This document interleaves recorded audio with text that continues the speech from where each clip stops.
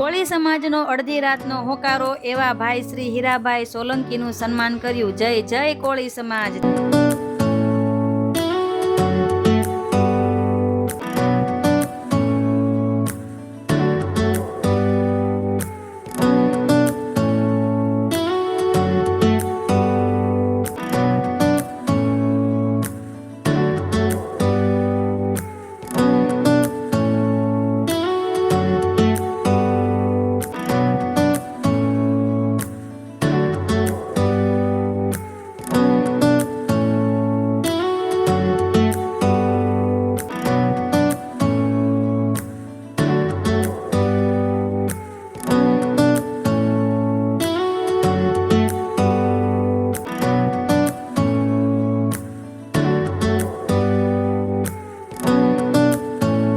ત્યારબાદ દીવ દમણના સાંસદ શ્રી અને આપણા સમાજના આગેવાન એવા ઉમેશભાઈ કોળી પટેલનું કોળી સેના કમિટીએ સન્માન કર્યું.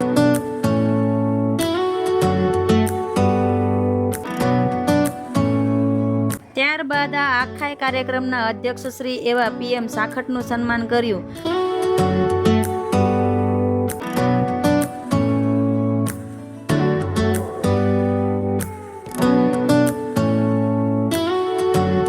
ત્યારબાદ RK મકવાણા કોળી સમાજ અગ્રણી અને અરવિંદભાઈ મકવાણાનું સ્વાગત PM સાખટે કર્યું. ત્યારબાદ રામસિંહભાઈ ડાભીનું સ્વાગત કર્યું.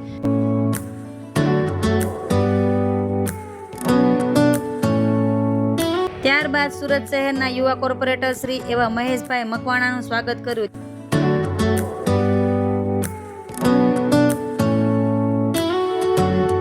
ત્યારબાદ કોર્પોરેટર શ્રી સંગીતાબેન પરમારનું સ્વાગત કર્યું.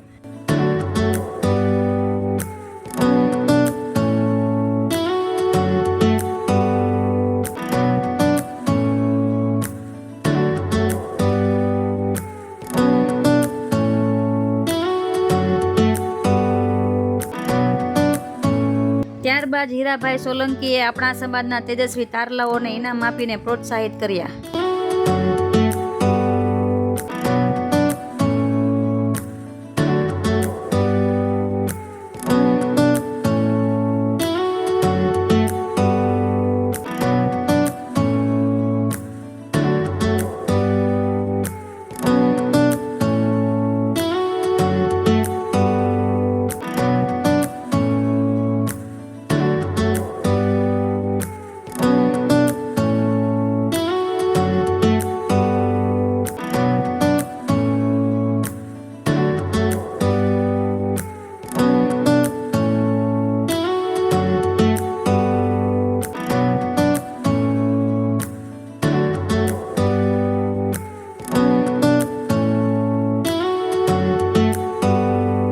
ત્યારબાદ કોળી સમાજ કાર્યકારી અધ્યક્ષ શ્રી મનુભાઈ ચાવડાએ પોતાનું મંતવ્ય રજૂ કર્યું.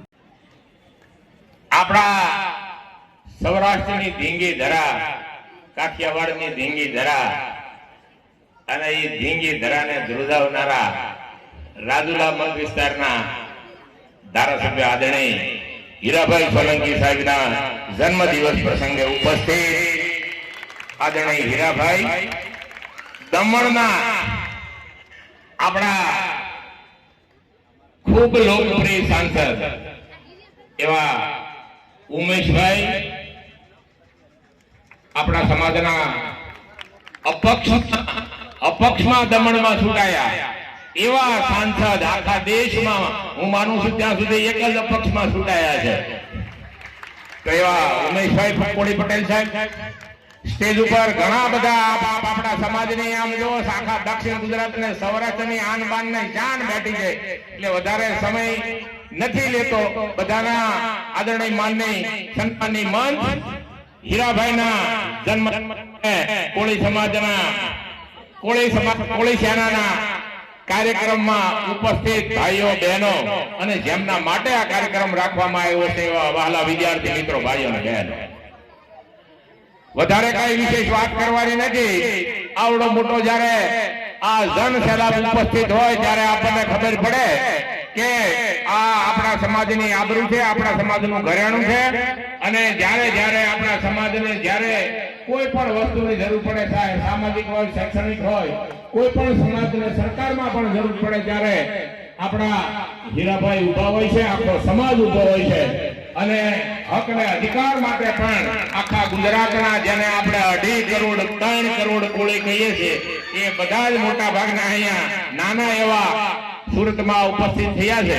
તો માત્ર 2 મિનિટમાં મારી વાત પૂરી કરવાની છે કે આપણે અહીંયા બધા સૌરાષ્ટ્રમાંથી 60-70 વર્ષ પહેલા અહીંયા આપણા વડીલો વડવાઓ આવ્યા. આજે આપણે બધી યુવા પેઢી છીએ, તો એ યુવા પેઢીને નમ્ર વિનંતી કે આપણા બાળકોને, દીકરા દીકરીને શિક્ષણ સાથે ઉત્તમ સંસ્કાર આપજો.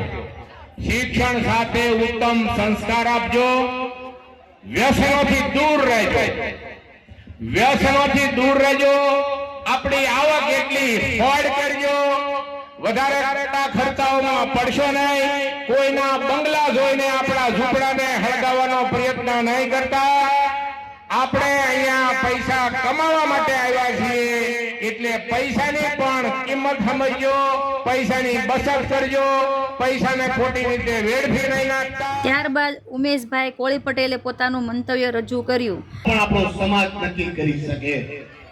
એટલે જ કહું છું કે મોટા અધિકારી બનો, મોટા અધ્યક્ષપતિ બનો, વૈજ્ઞાનિક બનો, પણ જ્યાં સુધી રાજકીય શક્તિ આપણે નહીં મેળવીએ ત્યાં સુધી કંઈ મળવાનું નથી. મારું માનવું છે આજે રાજકીય શક્તિ વિના સમાજનો ઉદ્ધાર શક્ય નથી. તેથી આજના યુવાનોને પણ સારા રાજકીય નેતા બનવું પડશે. સમાજે સારા રાજકારણીઓને ચૂંટીને લાવવો પડશે, અને સાથે સાથે સમાજ પ્રત્યે જવાબદારી ક્યારે ભૂલશો નહીં.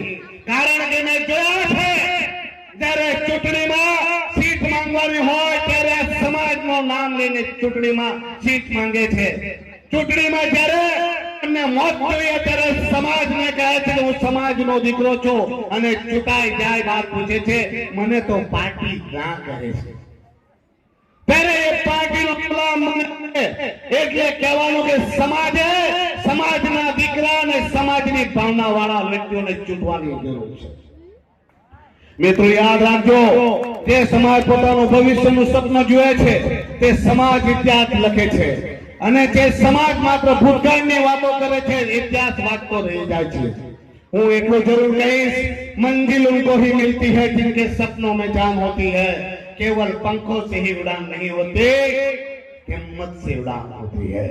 દીવો બનીને જાતે બળશો તો પ્રકાશ ફેલાશે, એકતા બનીને ચાલશો તો આખો સમાજ આગળ વધશે. આવો આજે આપણે સૌ મળીએ સંકલ્પ કરીએ, દરેક ઘરમાં સપ પહોંચાડીશું, દરેક બાળકને સપનું અને લક્ષ્ય આપશું, દરેક યુવાનોને તક આપશું, સમાજમાં એકતા મજબૂત કરશું, અને આવનારી પેઢી માટે ગૌરવશાળી ભવિષ્યનું નિર્માણ કરશું. આજે સન્માનિત થયેલા તમામ વિદ્યાર્થીઓને, તેમના માતા પિતાને મારા તરફથી હાર્દિક અભિનંદન. તમારું ભવિષ્ય ઉજ્જવળ બને, તમે દેશ, સમાજ અને માનવતાની સેવા કરો એવી હાર્દિક શુભેચ્છા. જય હિન્દ, જય ભારત, જય જય ગરવી ગુજરાત, બોલો જય જય કોળી સમાજ, જય કોળી સમાજ, ભારત માતા કી જય, ભારત માતા કી જય. ત્યારબાદ હીરાભાઈ સોલંકીના દીકરા એવા શ્રી ભાવેશભાઈ સોલંકીએ પોતાનું મંતવ્ય રજૂ કર્યું.